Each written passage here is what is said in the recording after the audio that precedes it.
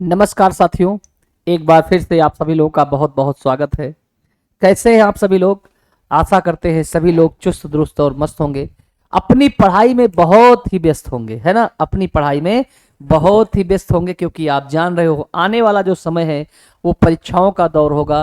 क्योंकि इलेक्शन लोकसभा चुनाव के बाद आपका जो सबसे बड़ा टारगेट राज्य सरकार का है वो आपकी परीक्षाओं को कराने से, किससे? आपकी परीक्षाओं से संबंधित रहेगा। और परीक्षाएं आपकी जुलाई, अगस्त और सितंबर में परीक्षाओं की भरमार होगी, जिससे आप अधिक से अधिक परीक्षाएं दे सको। अगर आप लोगों ने फॉर्म डाला है तो आपकी परीक्षाएं अवश्य होंगी, चाहे वो यूपीपी हो, चाहे वो जूनियर असिस्टेंट हो, चाहे वो बीपीओ हो, और अदर कई भी एग्जाम आपको देखने को मिलने वाले हैं। बताओ भाई, सबसे पहले तो ये बताओ, सभी लोग कुशल मंगल हो कि नहीं? हमें तो लगता है कि सभी लोग कुशल मंगल हैं, क्योंकि हम कुशल मंगल हैं तो सभी लोग कुशल मंगल हैं, है ना? तो आवाज पहुंच रही है, हमारी आवाज आप तक अगर पहुंच रही है तो सभी लोग यस सर बोलो। बहुत बढ़िया। आपकी स्क्रीन पर पहला क्वेश्चन लिखा हुआ है, क्योंकि हमारी आदत है कि जब हम आपको पढ़ाने आते हैं तो सबसे पहले, चाहे थ्योरी की क्लास हो या एमसी क्यूब की हो, ठीक हो, एमसी क्यूज की हो, सबसे पहले मैं आपसे क्वेश्चन पूछता हूं। और क्वेश्चन लिखा हुआ है, भारत सरकार ने सिक्कों की ढलाई के लिए कितने टकसालों की स्थापना की है? बताओ भाई। पहला ऑप्शन है 1, दूसरा ऑप्शन है 2, तीसरा ऑप्शन है 4 और चौथा ऑप्शन है 3। क्वेश्चन है, भारत सरकार ने सिक्कों की ढलाई के लिए कितने टकसालों की व्यवस्था की है, कितने टकसालों की स्थापना की है? जल्दी से बच्चे सभी लोग आंसर बताओ। आपके पास 20 सेकंड का टाइम है, जल्दी से आप सभी लोग बताओ, बोलो भाई। बच्चे, भारत सरकार ने सिक्कों की ढलाई के लिए कितने टकसालों की स्थापना की है? पहला ऑप्शन है 1, दूसरा ऑप्शन है 2, तीसरा ऑप्शन है 4 और चौथा ऑप्शन है 3। जल्दी से सभी लोग कमेंट करें और आंसर दें, क्योंकि आपके पास मात्र 20 सेकंड है और 20 सेकंड एक क्वेश्चन के लिए पर्याप्त होते हैं। तो क्या किसी बच्चे का आंसर आया? अभी तक किसी बच्चे का आंसर नहीं आया है। तो अगर आंसर नहीं आया है तो आप आंसर देखिए। आंसर आपका क्या होगा? आंसर होगा 4। तो भारत सरकार ने सिक्कों की ढलाई के लिए कितने टकसालों की व्यवस्था की है? तो 4 टकसालों की स्थापना की गई है। टकसाल क्या होते हैं? जहां पर सिक्कों की ढलाई की जाती है, क्या? जहां पर सिक्कों की क्या होती है? सिक्कों की ढलाई की जाती है, ढलाई की जाती है, उसे टकसाल कहा जाता है, उसे टकसाल कहा जाता है। ठीक है, इस बात को ध्यान रखिएगा, ये बहुत बढ़िया क्वेश्चन बनके आता है। ठीक है, ये हिंदी में भी क्वेश्चन पूछ लिया जाता है, वन वर्ड सब्स्टिट्यूशन में ये पूछा जाता है कि सिक्कों की ढलाई जहां होती है उसे क्या कहा जाता है? तो आंसर आता है, सिक्कों की ढलाई क्या कहलाती है मेरे दोस्त? तो सिक्कों की ढलाई कहलाती है टकसाल। अब 4 टकसालों की बात किया जाए कि 4 टकसालें कौन कौन सी हैं, तो चारों टकसालें आपको याद होनी चाहिए। पहली टकसाल की अगर बात करें तो मुंबई टकसाल है। कौन सी? मुंबई टकसाल है। बोलो भाई, कोई दिक्कत किसी प्रकार की नहीं होनी चाहिए। दूसरी जो टकसाल है उसका नाम है कोलकाता टकसाल। क्या है? कोलकाता टकसाल। क्या है? कोलकाता टकसाल दूसरी है।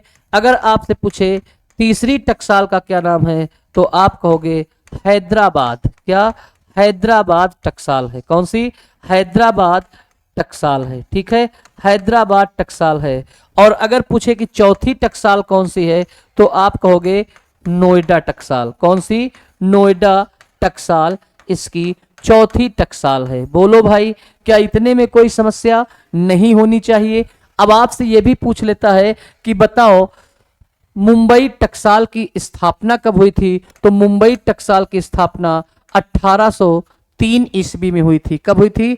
1803 नहीं, सॉरी, 1830 ईस्वी। क्या बताओगे? 1830 ईस्वी में मुंबई टकसाल की स्थापना हुई थी। कोलकाता टकसाल की अगर पूछे तो आप कहोगे 3 ईस्वी में मुंबई कोलकाता टकसाल की हुई थी। हैदराबाद टकसाल की पूछे तो आप कहोगे 1950 में स्थापना हुई थी। और नोएडा टकसाल की बात करें तो आप कहोगे 1987 ईस्वी में इसकी स्थापना हुई थी। तो मैंने आपको स्थापना वर्ष भी बता दिया और मैंने आपको स्थान भी बता दिया। तो ये आपसे टकसाल का क्वेश्चन था जो आपने पूरी तरह से पूरा कर लिया है। बताओ भाई, कोई दिक्कत किसी प्रकार की नहीं होनी चाहिए।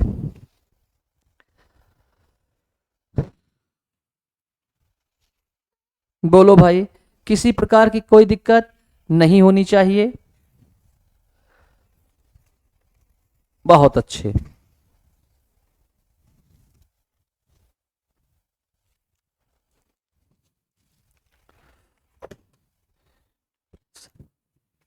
अब हम लोग बात जो करने वाले हैं, आरबीआई को पढ़ चुके हैं, उसके बाद हमें पढ़ना क्या है, अब आपको पढ़ना है मुद्रा स्फीति और मुद्रा अस्फीति। ठीक है, हेडिंग डालोगे मुद्रा स्फीति, इन्फ्लेशन,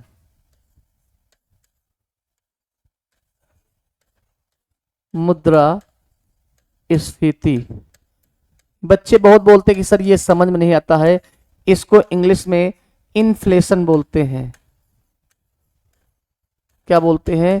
इन्फ्लेशन कहा जाता है। किसको? मुद्रा स्फीति को इन्फ्लेशन कहा जाता है। बताओ भाई, मुद्रा स्फीति क्या होती है? मुद्रा स्फीति क्या होती है, इसकी क्या परिणाम होते हैं, ये सब चीजें आपको मुद्रा स्फीति में बताया जाएगा। बताओ भाई, मुद्रा स्फीति क्या है? अर्थव्यवस्था में क्या लिखेंगे आप इसकी परिभाषा? अर्थव्यवस्था में, अर्थव्यवस्था में वस्तु की कीमत का बढ़ना, वस्तु की कीमत का बढ़ना तथा मुद्रा का मूल्य कम होना, तथा मुद्रा का मूल्य कम होना, मुद्रा का मूल्य कम होना क्या कहलाती है? मुद्रा स्फीति कहलाती है। मुद्रा स्फीति कहलाती है। ठीक है, अब आपसे पेपर में कुछ क्वेश्चन बनते हैं, उसको भी ध्यान रखो कैसे यहां से क्वेश्चन बनते हैं। सबसे पहले तो आपको यह पता होना चाहिए कि मुद्रा स्फीति माने इन्फ्लेशन क्या होती है। अर्थव्यवस्था में वस्तु की कीमत का बढ़ना, वस्तु की कीमत का बढ़ना और मुद्रा का मूल्य कम होना मुद्रा स्फीति कहलाती है। तो एक बात तो निकल के सामने आ रही है, अगर मुद्रा स्फीति की कंडीशन बनती है तो क्या होगी? महंगाई बढ़ेगी। क्या होगी? महंगाई बढ़ेगी। क्या बढ़ेगी? महंगाई बढ़ेगी। ठीक है, मुद्रा स्फीति की कंडीशन में क्या होगी? महंगाई बढ़ेगी। ठीक है, तो इस बात को ध्यान रखो कि मुद्रा स्फीति में क्या होगी, तो आप कहोगे महंगाई बढ़ेगी। क्या बढ़ेगी? महंगाई बढ़ेगी। तो पेपर में आपसे पूछा जाता है कि मुद्रा स्फीति के कारण क्या होता है, तो महंगाई बढ़ेगी, बेरोजगारी में बढ़ोतरी होगी, ये सब चीजें होंगी। क्योंकि अर्थव्यवस्था में जब वस्तु की कीमत बढ़ेगी, वस्तु की कीमत बढ़ेगी तो मतलब कहने का यह है कि आपको पैसे की और ज्यादा आवश्यकता होगी। किसी वस्तु को खरीदने के लिए पैसे की और ज्यादा आवश्यकता होगी, जिस कारण से महंगाई बढ़ेगी। और मुद्रा स्फीति के कारण क्या हो सकते हैं? और अगर पूछे मुद्रा स्फीति के कारण तो आप कहोगे बेरोजगारी भी बढ़ेगी। क्या बढ़ेगी? बेरोजगारी भी बढ़ेगी। बेरोजगारी भी बढ़ेगी। ठीक है, बेरोजगारी और आपकी महंगाई ये सब चरम पर होंगी। ठीक है, तो मुद्रा स्फीति क्या है? अर्थव्यवस्था में वस्तु की कीमत का बढ़ना, मुद्रा का मूल्य का कम होना। मतलब ये है कि वस्तु की कीमत का बढ़ना और मुद्रा के मूल्य का अवमूल्यन होना, ये क्या कहलाता है? मुद्रा स्फीति कहलाता है। इतनी बात तो आपकी समझ में आई गई होगी। अब पूछे मुद्रा स्फीति के 2 कारण होते हैं। पूछे मुद्रा स्फीति के क्या क्या कारण होते हैं, तो लिख सकते हो मुद्रा स्फीति के कारण क्या होते हैं। किस कारण से मुद्रा स्फीति आती है? मांग के कारण मुद्रा स्फीति बढ़ती है। आप पहला लिख सकते हो मांग के कारण। मांग के कारण। जब वस्तु की मांग होगी, वस्तु की मांग होगी तो वस्तु क्या होगी, महंगी हो जाएगी। और यहीं पे वो बात कही गई कि वस्तु की कीमत का बढ़ना किसका होगा, मुद्रास्फीति के लिए होगा। लागत के कारण मुद्रास्फीति, और दूसरा क्या है, लागत। आप जानते हो कि जब वस्तु महंगी होगी तो उसकी लागत भी क्या होगी, अधिक होगी।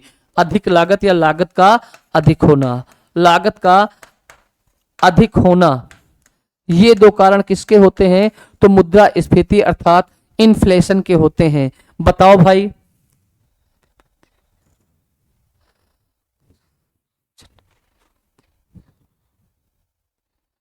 बोलो भैया जल्दी बताओ। अगला है अस्फीति, मुद्रा अस्फीति। अगली हेडिंग है मुद्रा अस्फीति।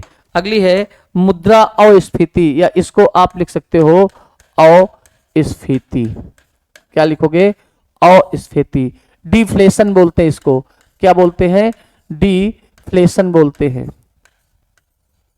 ठीक है, इसको क्या कहा जाता है, डिफ्लेशन कहा जाता है। इसमें क्या होगा, इसमें क्या होगा भाई, उसमें वस्तु का मूल्य बढ़ता था, इसमें क्या होगा, मुद्रा की मूल्य बढ़ जाती है। क्या होगा भैया, मुद्रास्फीति में मुद्रा का मूल्य बढ़ जाता है। क्या होगा, मुद्रा का मूल्य, मुद्रा का मूल्य बढ़ जाता है, बढ़ जाता है। तथा वस्तुओं की कीमत में, तथा वस्तुओं की कीमत में, तथा वस्तुओं की कीमत में गिरावट आती है। जब आप जानते हो कि मुद्रा का मूल्य बढ़ेगा तो वस्तुओं की कीमत में क्या होगा, गिरावट आती है। इस बात को ध्यान रखिएगा। जस्ट उल्टा होता है, मुद्रास्फीति में क्या होता है, वस्तु की कीमत बढ़ती है और मुद्रा की कीमत घटती है। जबकि मुद्रा अस्फीति में क्या होती है, मुद्रा का मूल्य बढ़ता है और वस्तु की कीमत गिर जाती है, जिससे वस्तु की कीमत कम हो जाती है। जिससे वस्तु की कीमत क्या होगी, जिससे वस्तु की कीमत कम हो जाती है, जिससे वस्तु की कीमत, वस्तु की कीमत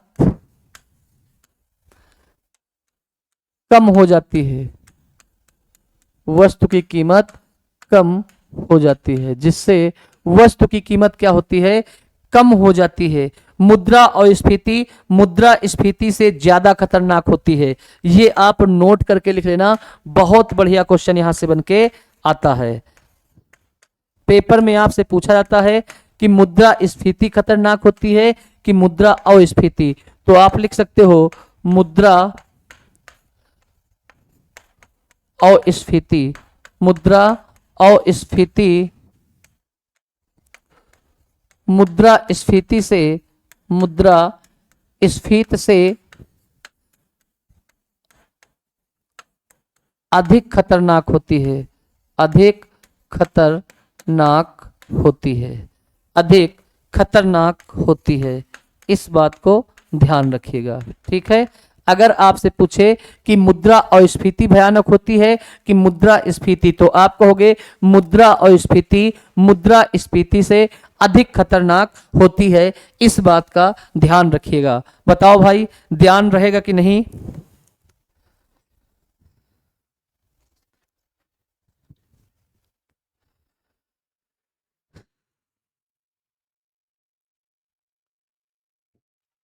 क्योंकि अगर आप बात करोगे तो मुद्रा अस्फीति से क्या होगा, मुद्रा अस्फीति के से उत्पन्न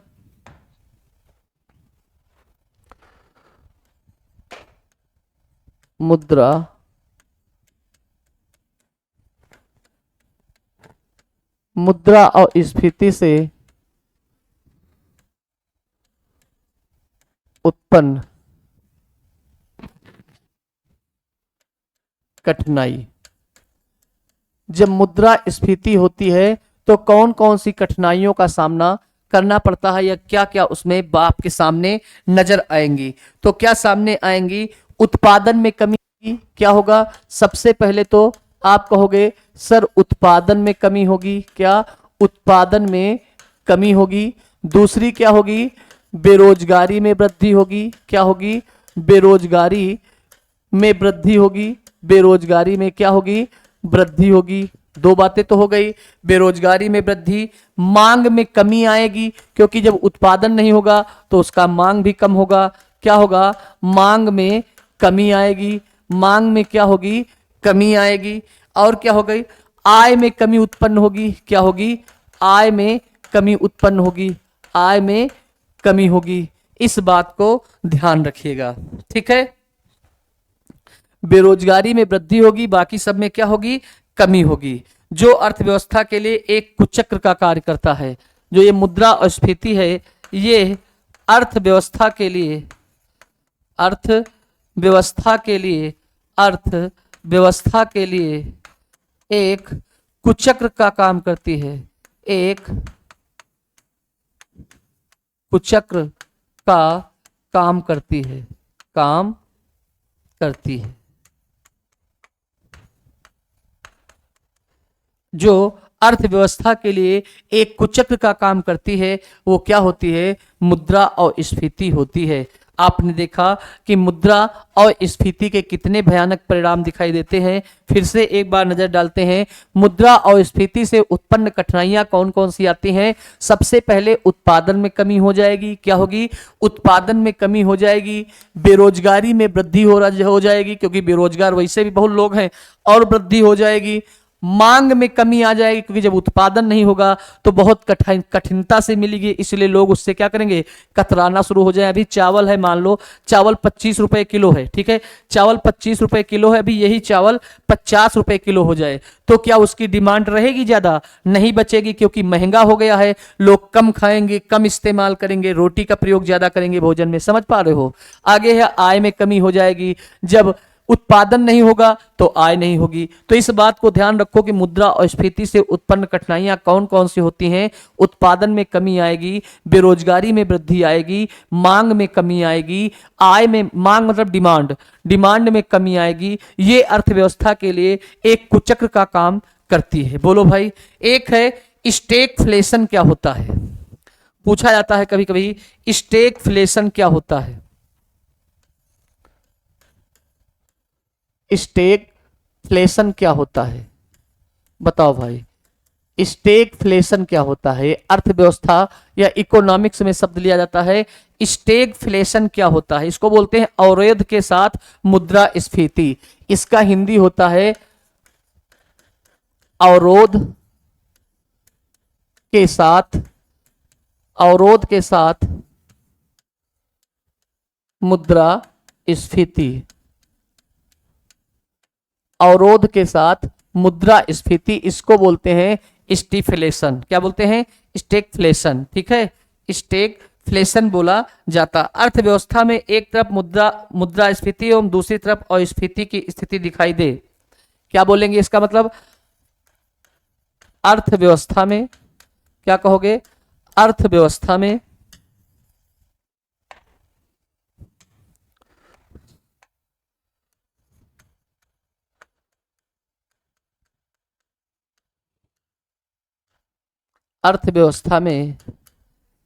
एक तरफ मुद्रास्फीति दिखाई दे, एक तरफ मुद्रास्फीति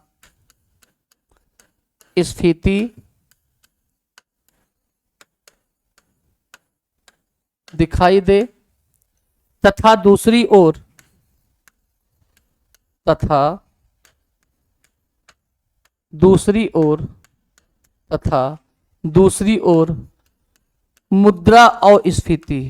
मुद्रा अस्फीति उत्पन्न हो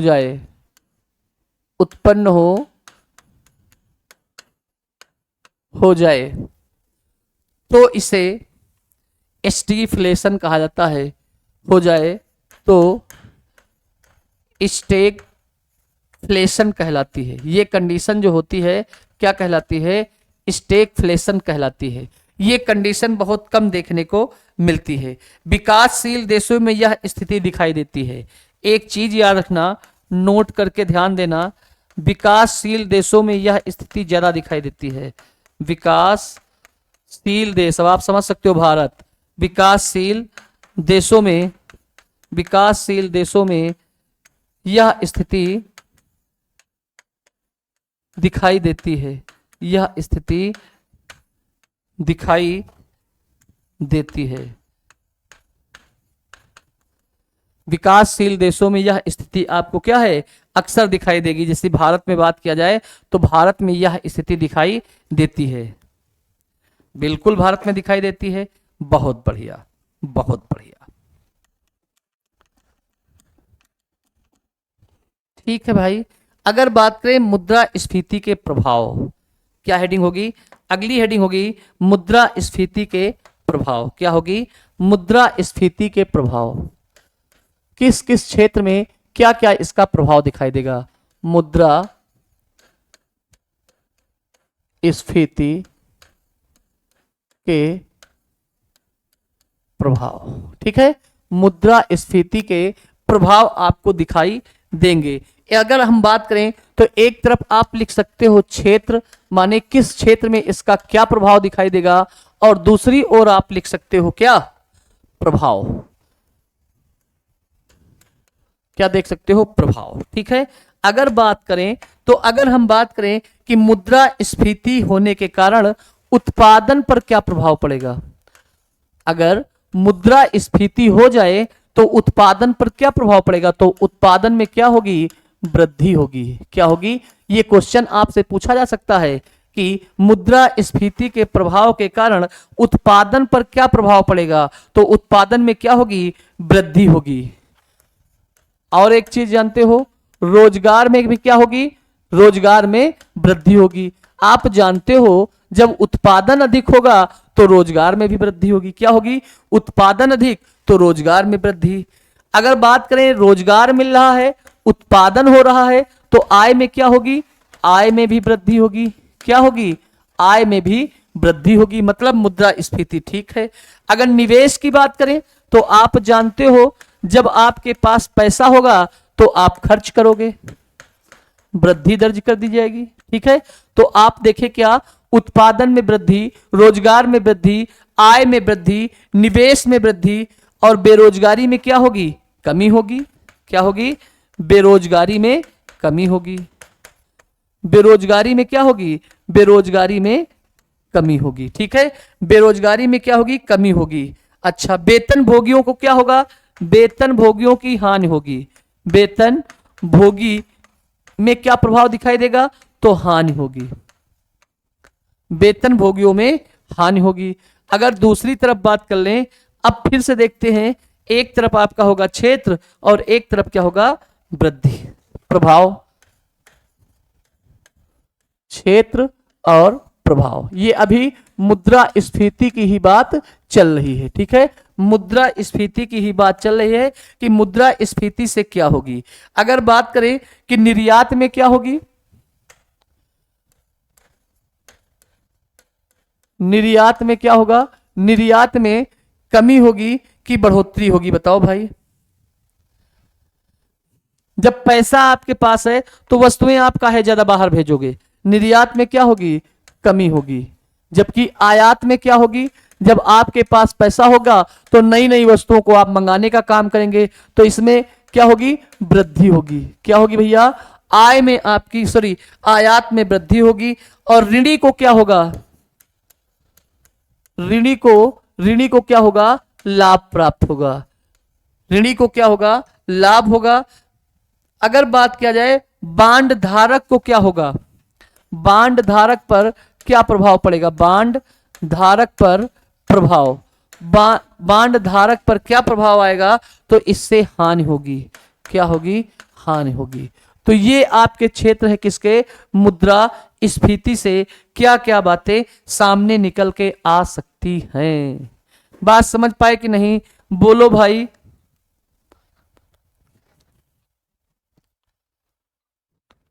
अब आपसे पूछे कि मुद्रास्फीति के मापक क्या होते हैं, अगली हेडिंग होगी मुद्रास्फीति के मापक। क्या होगी, मुद्रास्फीति के मापक, मुद्रास्फीति के मापक।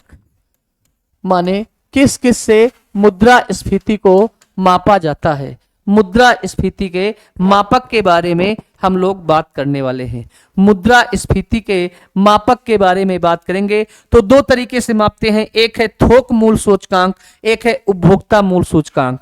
अगर बात करें कि किससे किससे, तो दो प्रकार से, किससे, दो प्रकार से मापा जाता है। ठीक है, एक है थोक मूल सूचकांक। क्या है? थोक मूल सूचकांक। एक तो आपका है थोक मूल सूचकांक और दूसरा है उपभोक्ता मूल्य सूचकांक। उपभोक्ता मूल्य सूचकांक, उपभोक्ता मूल्य सूचकांक। ठीक है, पहला आपका है थोक मूल सूचकांक और दूसरा है उपभोक्ता मूल्य सूचकांक। बोलो भाई, अब अगर हम बात करें कि मुद्रास्फीति के मापक कितने प्रकार से मापा जाता है, तो मुद्रास्फीति को दो प्रकार से मापा जाता है। एक होता है थोक मूल सूचकांक, एक होता है उपभोक्ता मूल्य सूचकांक। इस बात को ध्यान रखिएगा। हेडिंग डालिएगा थोक मूल सूचकांक। अब आपकी हेडिंग क्या होगी?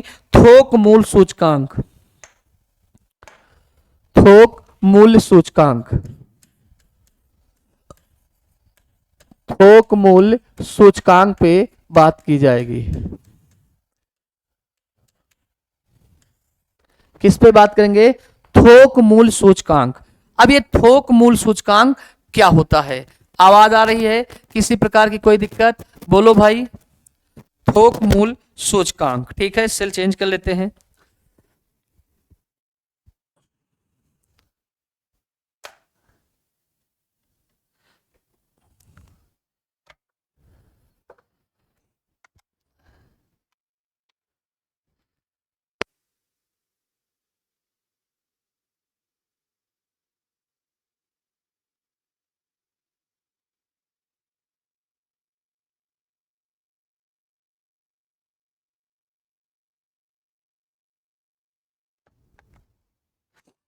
ठीक है भैया, आ जाओ भाई। आवाज आ रही ना?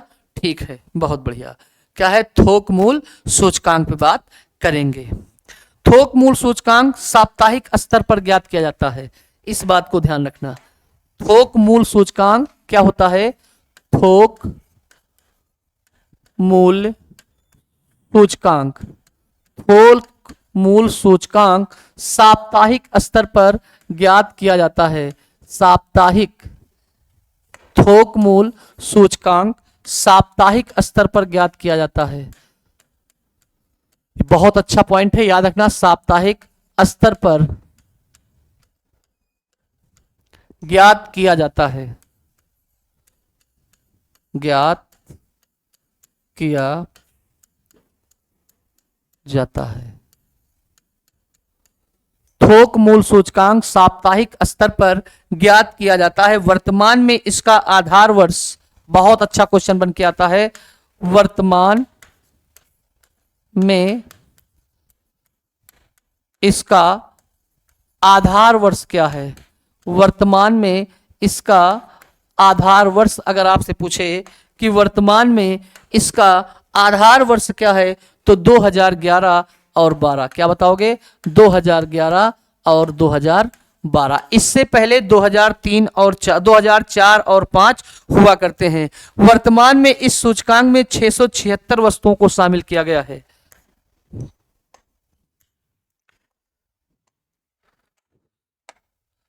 वर्तमान में इस सूचकांक में, माने थोक मूल सूचकांक में, वर्तमान में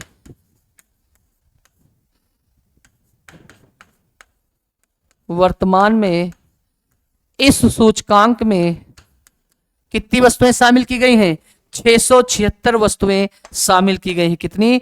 676 वस्तुएं शामिल की गई हैं। वर्तमान में 676 वस्तुएं शामिल की गई हैं, वस्तुएं शामिल की गई हैं। अभी आपको बताते हैं यहां से कैसे क्वेश्चन बनते हैं। शामिल की गई हैं।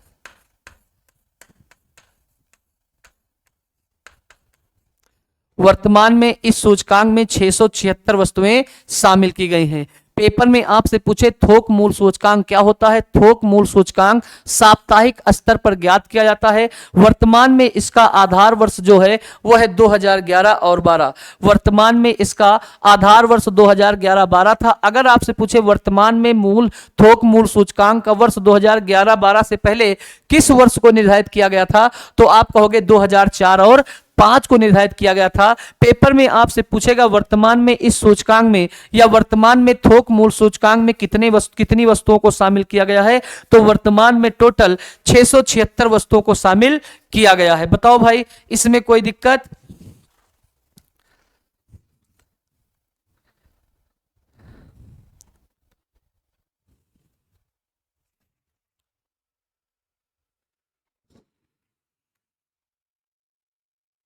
अगला है उपभोक्ता मूल्य सूचकांक। अगला क्या है? उपभोक्ता मूल्य सूचकांक। अगली हेडिंग आपकी होगी उपभोक्ता मूल्य सूचकांक।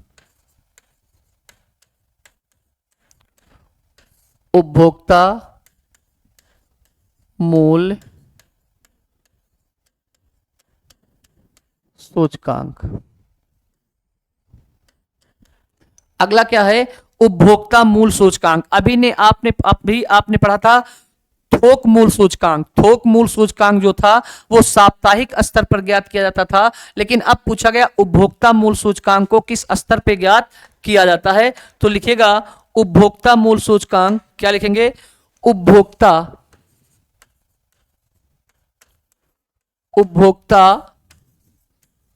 मूल्य सूचकांक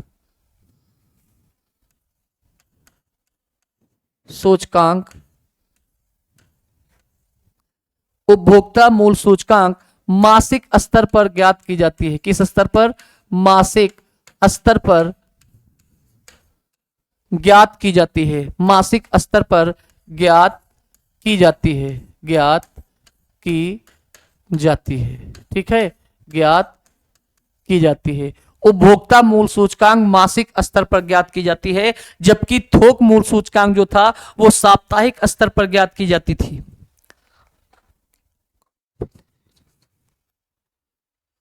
इस सूचकांक में 260 वस्तुएं शामिल हैं। इस सूचकांक में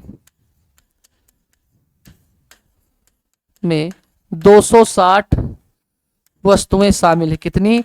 260 वस्तुएं शामिल हैं। कितनी? 260 वस्तुएं इसमें शामिल हैं। इस बात को ध्यान रखिएगा। उपभोक्ता मूल्य सूचकांक मासिक स्तर पर ज्ञात की जाती हैं। इस सूचकांक में कितनी वस्तुएं शामिल हैं? इस सूचकांक में 260 वस्तुएं शामिल हैं। इस बात को ध्यान रखना। ठीक है।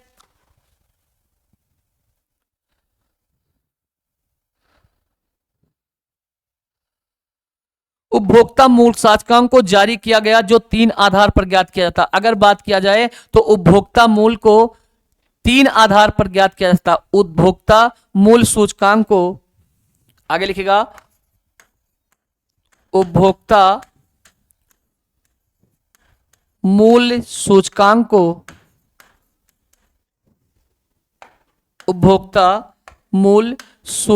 को किस पे ज्ञात करते हैं?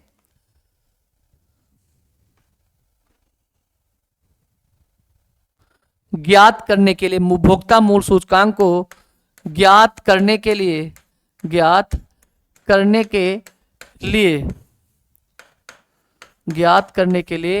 निम्न आधार बताए गए हैं। निम्न आधार बताए गए हैं। ठीक है, निम्न आधार बताए गए हैं। वो कौन कौन से हैं? राष्ट्रीय उपभोक्ता मूल्य सूचकांक। क्या है? राष्ट्रीय उपभोक्ता मूल्य सूचकांक। पहला कौन सा है? पहला लिखिएगा राष्ट्रीय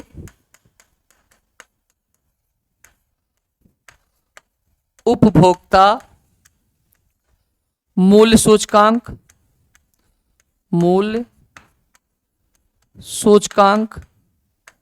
राष्ट्रीय उपभोक्ता मूल्य सूचकांक। दूसरा आपका हो जाएगा ग्रामीण उपभोक्ता मूल्य सूचकांक। दूसरा हो जाएगा ग्रामीण उपभोक्ता मूल्य सूचकांक, मूल्य सूचकांक, और तीसरा लिख लीजिएगा शहरी, क्या, शहरी उपभोक्ता मूल्य सूचकांक। इन तीन आधार को बनाकर इसको ज्ञात किया जाता है। पहला है राष्ट्रीय उपभोक्ता मूल्य सूचकांक, दूसरा है ग्रामीण उपभोक्ता मूल्य सूचकांक, तीसरा है शहरी उपभोक्ता मूल्य सूचकांक। क्या इतनी बात आपकी समझ में आई? जी बिल्कुल, इतनी बात आपकी समझ में आई होगी। बोलो भाई।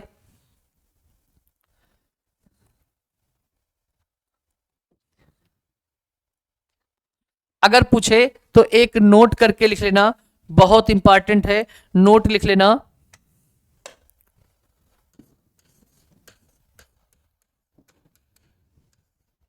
नोट में क्या है? नोट में लिख लेगा इस सूचकांक में सर्वाधिक भार खाद्य वस्तुओं पर दिया जाता है।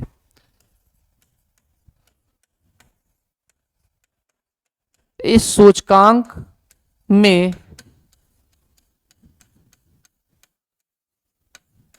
सर्वाधिक भार खाद्य वस्तुओं पर दिया जाता है, खाद्य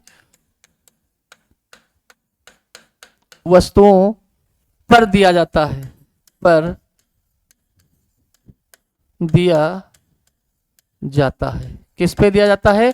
तो आप कहोगे इस सूचकांक में सर्वाधिक भार खाद्य वस्तुओं पर दिया जाता है।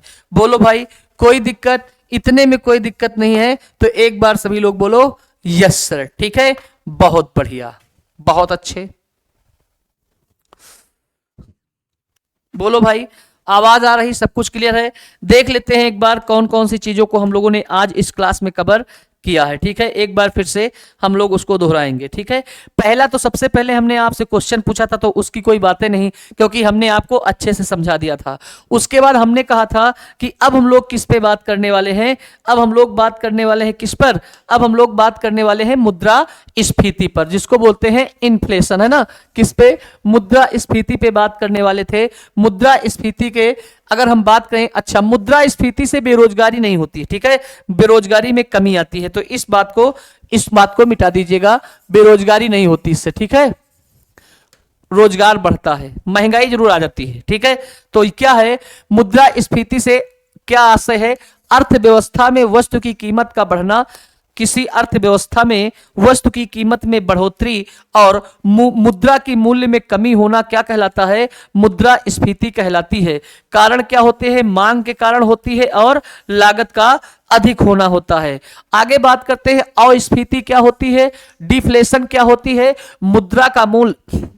मुद्रा का मूल्य बढ़ जाता है तथा वस्तुओं की कीमत में गिरावट आती है। मुद्रा का मूल्य बढ़ जाता है तथा वस्तुओं की कीमत में गिरावट आती है, जिससे वस्तु की कीमत कम हो जाती है। जिससे क्या होती है? जिससे वस्तु की कीमत कम हो जाती है। जस्ट मुद्रा स्फीति के उल्टा होता है। मुद्रा स्फीति में क्या होता है? मुद्रा स्फीति में वस्तुओं का मूल्य बढ़ जाता है, जबकि मुद्रा अस्फीति में क्या होता है? मुद्रा का मूल्य बढ़ जाता है और वस्तुओं में की कीमत में गिरावट आ जाती है, जिससे वस्तु की कीमत क्या होती है? कम हो जाती है। नोट, ये क्वेश्चन आपसे पूछा जाता है, ध्यान रखना। मुद्रा अस्फीति मुद्रा स्फीति से अधिक खतरनाक होती है। मुद्रा स्फीति से अधिक खतरनाक होती है। आगे बात करते हैं मुद्रा अस्फीति से उत्पन्न कठिनाइयां क्या क्या होती हैं। मुद्रा अस्फीति से कठिनाइयां क्या होती हैं? उत्पादन में क्या होगी? कमी हो जाएगी। मुद्रा अस्फीति से उत्पादन में क्या होगी? कमी हो जाएगी। हो जाएगी कमी कि नहीं भैया? बिल्कुल हो जाएगी, है ना। मुद्रा अस्फीति से उत्पादन में क्या होगी? कमी होगी। बेरोजगारी में क्या होगी? वृद्धि होगी। जब उत्पादन नहीं होगा तो लोगों को रोजगार नहीं मिलेगा, तो बेरोजगारी में क्या होगी? बढ़ोतरी होगी। तीसरी क्या होगी? मांग में कमी होगी। जो चीज कम होगी उसकी मांग भी कम होगी। वजह यह है कि वो महंगी हो जाएगी। बात समझ रहे हो? आय में क्या होगी? कमी होगी। आगे देखिएगा, ये अर्थव्यवस्था के लिए एक कुचक्र का काम करती है। अगर पूछे कि अर्थव्यवस्था के लिए कौन कुचक्र का काम करती है, तो आंसर आता है मुद्रा अस्फीति जो है ये अर्थव्यवस्था के लिए कुचक्र का काम करती है। आगे देखते हैं स्टैगफ्लेशन क्या होता है? ये इकोनॉमिक्स का शब्द है, इसमें पूछा जाता है, इकोनॉमिक्स में बहुत अच्छा क्वेश्चन बन के आता है कि स्टैगफ्लेशन क्या होता है। तो अर्थव्यवस्था में एक तरफ मुद्रा स्फीति दिखाई दे और दूसरी ओर मुद्रा अस्फीति उत्पन्न हो जाए तो उसे क्या कहते हैं? स्टैगफ्लेशन कहते हैं। माने अर्थव्यवस्था में एक तरफ मुद्रा स्फीति दिखाई दे और दूसरी तरफ मुद्रा अस्फीति दिखाई दे तो उसे क्या कहते हैं? स्टैगफ्लेशन कहते हैं। नोट करके देख लेना, नोट में लिखा है विकासशील देशों में यह स्थिति दिखाई देती है। अगर बात करें जैसे, तो अपना देश भारत, क्या बोलोगे? जैसे में अगर पूछे भारत और पाकिस्तान, इन सब में कैसी स्टैगफ्लेशन जैसी दशाएं दिखाई देती हैं? बोलो भाई, आगे बात करते हैं। मुद्रा स्फीति के कारण किस किस पर क्या प्रभाव पड़ता है? मतलब जब मुद्रा स्फीति की कंडीशन बनती है तो हमारे प्रभाव किस किस क्षेत्र में कैसा दिखाई देता है? अगर बात करें, एक तरफ है क्षेत्र, एक तरफ है उत्पादन। पेपर में आपसे पूछे मुद्रा स्फीति से उत्पादन पर क्या प्रभाव पड़ता है, तो मुद्रा स्फीति से उत्पादन में बढ़ोतरी होती है। मुद्रा स्फीति से उत्पादन में क्या होती है? बढ़ोतरी होती है। रोजगार में क्या होगी? रोजगार में भी वृद्धि होगी। आय में क्या होगी? वृद्धि होगी। मेरे लाल, जब रोजगार बढ़ेगा, उत्पादन होगा तो आय अपने आप वृद्धि हो जाएगी। अगर निवेश की बात करें, जब आपके पास पैसा होगा तभी तो आप खर्चा करेंगे, माने लगाएंगे पैसा कहीं पे, फैक्ट्री वगैरह डालोगे, निवेश करोगे। बेरोजगारी में क्या कमी होगी कि बढ़ोतरी होगी? तो बिल्कुल सही है, उत्पादन है, रोजगार है, आय है, निवेश है, तो बेरोजगारी में क्या होगी? कमी हो जाएगी। आगे बात करें वेतन भोगियों की, इसके लिए क्या होगी? हानि होगी। बोलो भाई, कोई दिक्कत नहीं। अगले बात करते हैं, मुद्रा स्फीति से निर्यात में क्या होगी? कमी आएगी। आयात में क्या होगी? वृद्धि होगी। ऋणी को क्या मिलेगा? लाभ मिलेगा। बांड धारक पर क्या होगी? हानि होगी। बोलो भाई, है सही बात कि नहीं? बिल्कुल बढ़िया। आगे बात करते हैं मुद्रा स्फीति की मापक, है ना। मुद्रा स्फीति को किस किस तरह से कैसे कैसे माप सकते हैं, या मुद्रा स्फीति के मापने के लिए कौन कौन सी विधियां होती हैं? तो मुद्रा स्फीति को मापने के लिए दो विधियां होती हैं। एक होता है थोक मूल सूचकांक और एक होता है उपभोक्ता मूल सूचकांक। एक होता है थोक मूल सूचकांक और दूसरा होता है उपभोक्ता मूल सूचकांक। जो थोक मूल सूचकांक होता है यह साप्ताहिक मापा जाता है। क्या? साप्ताहिक मापा जाता है, ठीक है, साप्ताहिक मापा जाता है, इस बात को याद रखना।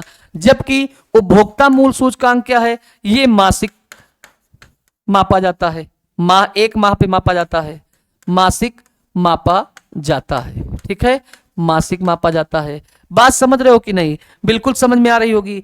आगे बात करते हैं कि थोक मूल सूचकांक क्या होता है। हमने बताया थोक मूल सूचकांक साप्ताहिक स्तर पर ज्ञात किया जाता है। वर्तमान में इसका आधार वर्ष जो है वो 2011 और 12 है। जबकि वर्तमान समय में इस सूचकांक में कितनी वस्तुएं शामिल हैं? तो 676 वस्तुएं शामिल हैं। बताओ भाई, किसी प्रकार की समस्या नहीं। आगे देखते हैं उपभोक्ता मूल सूचकांक क्या होता है। उपभोक्ता मूल सूचकांक मासिक स्तर पर ज्ञात किया जाता है। इस सूचकांक में 260 वस्तुएं शामिल हैं। उपभोक्ता मूल सूचकांक को ज्ञात करने के लिए निम्न आधार बताए गए। पहला क्या है? राष्ट्रीय उपभोक्ता मूल सूचकांक, ग्रामीण उपभोक्ता मूल सूचकांक और शहरी उपभोक्ता मूल सूचकांक। बोलो भाई। आगे है नोट। आगे नोट पे बात करते हैं। इस सूचकांक में सर्वाधिक भार खाद्य वस्तुओं पर दिया जाता है। सर्वाधिक भार किस पे दिया जाता है? खाद्य वस्तुओं पर दिया जाता है।